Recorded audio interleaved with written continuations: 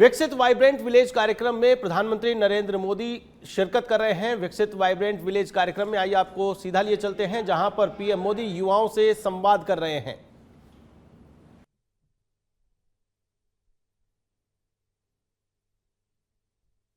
किसी ने ऊंची पर्वत श्रृंखलाओं का रोमांच बताया, कोई सीमांत गांवों के लोगों के स्नेह और अपनत्व से प्रभावित था, किसी ने वहां के बच्चों के सपनों को करीबी से देखा, तो कोई हमारी सेना के अद्भुत साहस और अनुशासन का साक्षी बना। यानी विकसित वाइब्रेंट विलेज का ये पूरा एक्सपीरियंस बहुत शानदार रहा। संयोग से आज कारगिल विजय दिवस भी है। आप में से अनेक साथियों ने कारगिल के आसपास के क्षेत्र को भी देखा। वहां कितनी चुनौतीपूर्ण परिस्थितियों में हमारे शूरवीरों ने विजय का परचम लहराया था, ये भी आपने देखा है। मैं आप सभी को इस कार्यक्रम में हिस्सा बनने के लिए, शानदार अनुभव के लिए बहुत बहुत बधाई देता हूं। साथियों, विकसित गांव विकसित भारत की आधारशिला है। विकसित भारत के निर्माण की ये यात्रा लगातार चल रही है और इसमें आप सभी युवा साथियों की बड़ी भूमिका है। इसलिए जब देश का युवा जमीन से जुड़ता है तो वो विकसित भारत के विजन को और व्यापक बनाता है। ये युवा मन में देश के लिए जीने, देश के लिए कुछ करने के संकल्प को और मजबूती देता है।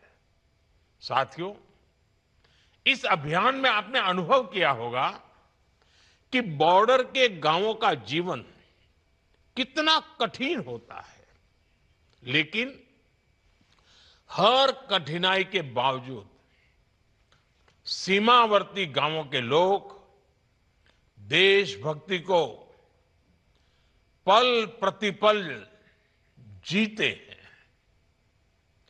कुछ वर्ष पहले तक तो बॉर्डर के गांवों को अंतिम गांव कहकर अपने हाल पर छोड़ दिया गया था।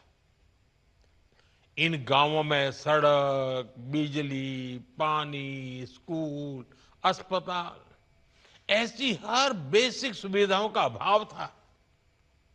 संभव है कि आपने भी ऐसी अनेक कहानियां वहां के लोगों से सुनी होगी, पहले के हाल उन्होंने बताए होंगे।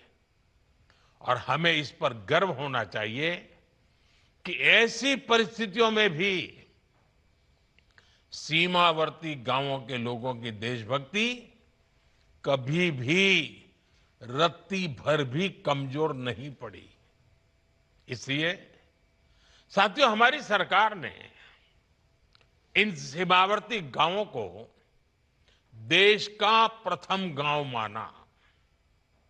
वो प्रथम गांव जहां सुबह की पहली किरण भारत का अभिवादन करती है और जहां आखिरी किरण गुड नाइट कह करके विदा लेती है,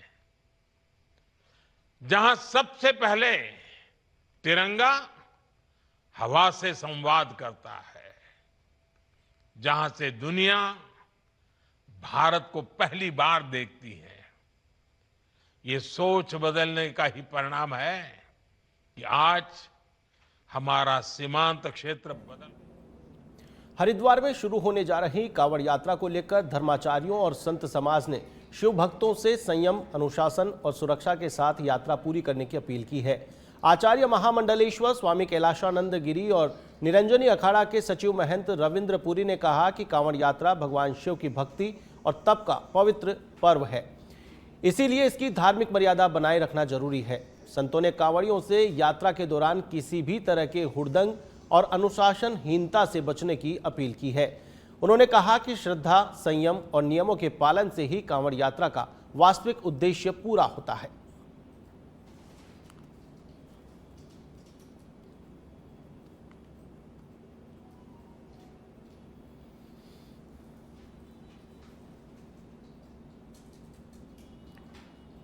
आपको बता दें कि कांवड़ यात्रा को लेकर संतों ने अपील की है, किसी प्रकार की अनुशासनहीनता नहीं की जाए ताकि धार्मिक मर्यादा बनी रहे। अनुशासन में रहकर आस्था के इस महापर्व को मनाने की अपील की गई है।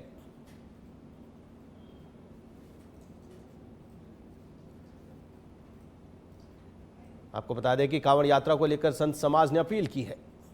जो हरिद्वार में आ रहे हैं, हमने देखा किसी के पास 6 मटके हैं, 8 मटके, 10 मटके हैं और इनको चलना बहुत भारी हो रहा है। आप भगवान शंकर के गण है, मैं आपसे अपील करना चाहूँगा, कृपया एक ही लोटा बहुत है। शंकर जी को मनाने के लिए एक लोटा, सभी जितने भी हमारे जो दुख का कारण है उसका समाधान एक लोटा जल है। कृपया इतना बोझ ना उठाएं, आप चल नहीं पाते हैं। हेल्थ इज वेल्थ, जान है। आप उस जल को अपने शिवालय के लिए ले जा रहे हैं, जिस जल को महादेव ने अपनी जटा में सदियों तक रखा है और आज भी महादेव के जटा में निर्मल धारा गंगा की निरंतर बनी रहती है। तो एक तो सबसे पहले आपको ध्यान रखना है कि आपके द्वारा गांव के आसपास वृद्ध, बीमार और बच्चों को आपके ध्वनि के द्वारा जो बड़े बड़े डीजे ले जाते हैं, बड़े बड़े कई, मुझे लगता है कि कई माइक, कई स्पीकर लगा करके आप रुक करेंगे इस वक्त की बड़ी खबर की ओर। इस वक्त की बड़ी खबर आपको बता दें, ईरानी न्यूज एजेंसी के हवाले से यह बड़ी खबर आ रही है। स्टेट ऑफ हॉर्मुज में तेल टैंकर ब्लास्ट हुआ है। माइन से टकराने के कारण तेल टैंकर के ब्लास्ट होने की खबर सामने आई है। इस वक्त की बड़ी खबर, माइन से टकराने से तेल टैंकर में ब्लास्ट हुआ है। हॉर्मुज स्टेट से इस वक्त की बड़ी खबर आपको बता रहे हैं। ईरानी न्यूज एजेंसी के हवाले से यह बड़ी खबर, माइन से टकराने से तेल टैंकर में ब्लास्ट हुआ है।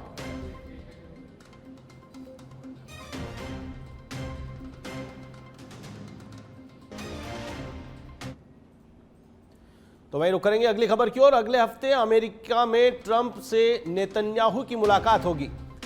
इस वक्त की बड़ी खबर, मंगलवार को व्हाइट हाउस में ट्रंप से नेतन्याहू की यह मुलाकात प्रस्तावित है। पिछली बार हमलों से पहले दोनों नेताओं की मुलाकात हुई थी। मुलाकात के बाद ईरान पर बड़े हमले की आशंका जताई जा रही है। इस मुलाकात को काफी अहम माना जा रहा है। ईरान पर हमले से पहले भी इन दोनों नेताओं की बड़ी मीटिंग हुई थी और फिर से ये दोनों नेता मीटिंग करने जा रहे हैं। माना जा रहा है कि ईरान पर बड़े हमले की तैयारी को लेकर ये मीटिंग होगी। इस मीटिंग को ईरान पर संभावित बड़े हमले को जोड़कर देखा जा रहा है।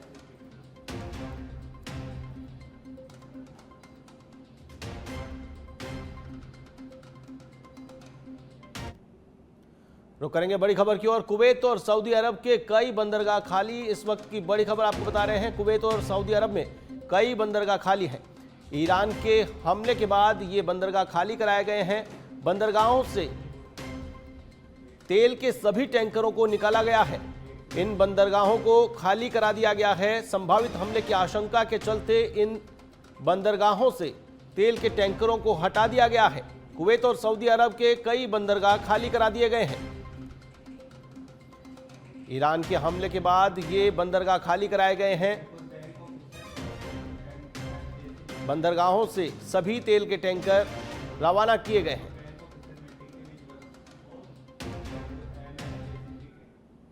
तो भाई बड़ी खबर बलूचिस्तान से आ रही है। बलूचिस्तान में बीएलए का एक और हमला हुआ है। मुनीर सेना की पेट्रोलिंग टीम पर अटैक किया गया है। आईडी ब्लास्ट से सैन्य काफिला तबाह हुआ है। पाकिस्तानी सेना की पेट्रोलिंग टीम को ध्वस्त किया गया है। मुनीर की सेना की पेट्रोलिंग टीम पर आईडी ब्लास्ट किया गया है। सैन्य काफिला तबाह हुआ है। आईडी ब्लास्ट से पाकिस्तानी सेना की पेट्रोलिंग टीम पर बड़ा हमला किया गया है। बलूचिस्तान से ये बड़ी खबर आपको बता रहे हैं। बीएलए का एक और धमाका देखने को मिला है। बलूचिस्तान में बीएलए ने पाकिस्तानी सेना की एक टुकड़ी पर हमला किया है। मुनीर की पेट्रोलिंग टीम पर अटैक किया। आईडी ब्लास्ट में सैन्य काफिला तबाह हुआ है। इस वक्त की बड़ी खबर बलूचिस्तान से आपको बता रहे हैं, जहां पर मुनीर की सेना की एक टुकड़ी पर बीएलए ने अटैक किया है।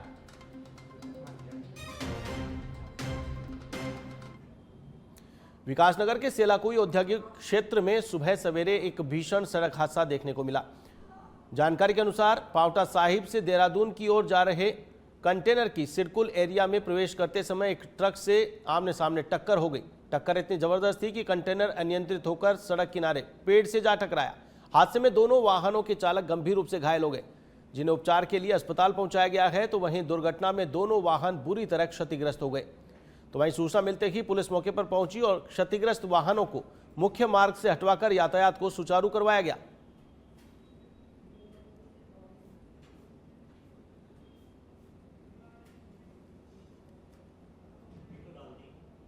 देहरादून के चंदर रोड डालनवाला स्थित राजकीय प्राथमिक एवं उच्च प्राथमिक विद्यालय के स्थानांतरण को लेकर विवाद खड़ा हो गया है।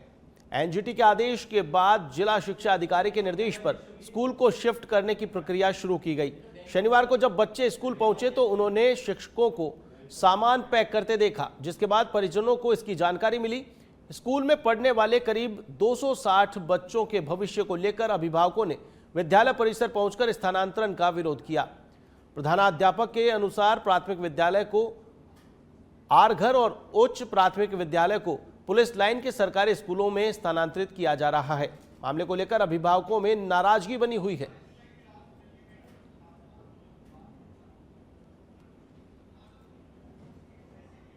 10 की छात्र हूँ, मैंने 8 यहीं से पास की है और ये स्कूल बहुत ठीक है और यहाँ पे बहुत अच्छी पढ़ाई होती है, क्योंकि जिस स्कूल में मैं गई हूँ वहाँ पे भी इतनी अच्छी नहीं होती है। और इस पूरे मोहल्ले में ये सिर्फ एक गवर्नमेंट स्कूल है और यहाँ पे विकास के लिए तो लोग देखते नहीं है और इसको तोड़ने के लिए आ रहे हैं।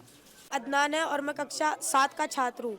मैं इसी स्कूल से कक्षा 1 से पढ़ रहा हूँ और जब से मैं पढ़ रहा हूँ यहाँ पे बहुत अच्छी शिक्षा होती है और यहाँ की टीचरें भी बहुत अच्छी है। यहाँ पे हर चीज़ की सुविधा है और यहाँ पे हमारा स्कूल टूट रहा है, इतनी दूर जा रहा है आरागढ़ चौक, ना ही हमारे पास साइकिल है और ना ही बसों का भरोसा है कि बसें रोज़ आया करेंगी या नहीं, और क्या पता वो लेट हो। सर हम कैसे जाएंगे इतनी दूर। मेरा नाम नाजमा खातून है और मैं इसी स्कूल में पढ़ी हूँ। जब यहाँ पट्टी बिछा के माँ पढ़ते थे, सूरज प्रधान का घर था, और जब ये पक्का स्कूल बन गया है, हमारे बच्चे यहाँ से पढ़ के निकल गए, तब ये स्कूल को तोड़ने की बारी कर रहे हैं। और नदी यहाँ से बहुत दूर है, जबकि हमारा घर नदी के पास आ रहा है और ये स्कूल उससे भी दूर हट के है। पीछे कोठी है, उन्हें कोई परेशानी।